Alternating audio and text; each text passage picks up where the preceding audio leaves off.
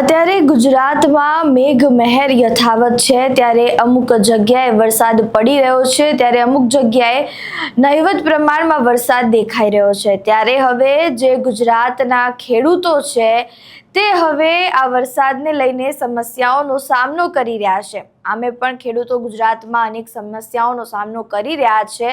અનેક જિલ્લાઓમાં અત્યારે વરસાદ નથી પડી રહ્યો, જેના કારણે ખૂબ જ મોટી સંખ્યામાં ખેડૂતો હજુ સુધી વાવણી નથી કરી શક્યા। પરંતુ જ્યાં ખેડૂતો વાવણી કરી દીધી છે ત્યાં સરકારની અવ્યવસ્થાના કારણે ગુજરાતના ખેડૂતોને અત્યારે પરેશાન થવાનો વારો આવ્યો છે, તેવું આમ આદમી પાર્ટીના નેતા અને ખેડૂત નેતા એવા પ્રવીણ રામનું કહેવું છે। વધુમાં તેઓ શું કહી રહ્યા છે તે સાંભળો।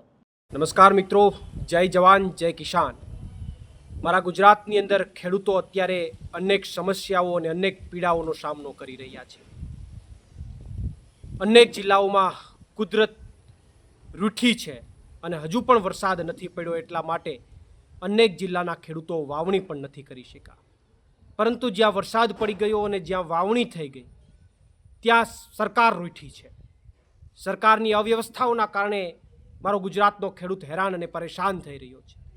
સંજેલીની અંદર 9 કલાક સુધી ગુજરાતના ખેડૂતો, ત્યાંના સ્થાનિક ખેડૂતો ખાતર માટે લાઈનમાં ઊભા રહ્યા, પરંતુ સર્વર ડાઉનના કારણે એમને ખાતર ન મળ્યું અને 9 કલાક બાદ તમામ ખેડૂતોને ખાતર વગર પોતાના ઘરે પરત ફરવું પડ્યું।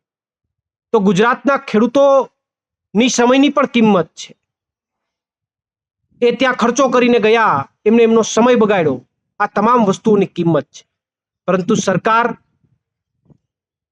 ખેડૂતો પ્રત્યે એમની કોઈ પણ જાતની લાગણી નથી, એમની કોઈ પણ જાતની એવી વ્યવસ્થાઓ નથી કે જેથી કરીને ખેડૂતને મુશ્કેલી ન પડે।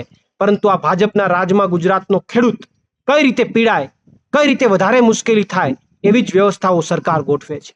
ત્યારે હું ગુજરાતના ખેડૂતોને પણ નમ્ર અપીલ કરું છું કે જેમ તમને 9 કલાક સુધી લાઈનમાં ઊભા રાખ્યા, એમ આવનારી ચૂંટણીઓની અંદર પણ તમે એમને લાઈનમાં ઊભા રાખતા શીખો અને આવનારા સમયમાં પણ પરિવર્તન કરતા શીખો, તો જ આ વ્યવસ્થાઓનું પરિવર્તન થશે અને ખેડૂતોને ખાતર મળતું થશે। એવી મારી ગુજરાતના ખેડૂતોને પણ નમ્ર અપીલ છે। સાથે સાથે સરકારને પણ અપીલ છે કે તાત્કાલિક ધોરણે આ સર્વર ડાઉનના નાટક બંધ કરો અને ગુજરાતના ખેડૂતોને ખાતર પહોંચાડો। આભાર। પ્રવીણ રામ, પ્રદેશ ફ્રન્ટલ અધ્યક્ષ આમ આદમી પાર્ટી અને પ્રદેશ કિસાન મોરચા અધ્યક્ષ આમ આદમી પાર્ટી। પ્રવીણ રામ દ્વારા શું કહેવામાં આવ્યું તે તમે સાંભળ્યું। ત્યારે હવે ખેડૂતોની જે સમસ્યાઓ છે તેનો ઉકેલ ક્યારે આવશે તે તો હવે જોવું રહ્યું, પરંતુ તમારું આ સમગ્ર મામલે શું માનવું છે, તમારા મંતવ્યો અમને કમેન્ટ બોક્સમાં જરૂરથી જણાવજો। વિડીયો પસંદ આવ્યો હોય તો લાઇક, શેર, કમેન્ટ કરો અને અમારી ચેનલને સબસ્ક્રાઇબ કરવાનું ભૂલતા નહીં। નમસ્કાર।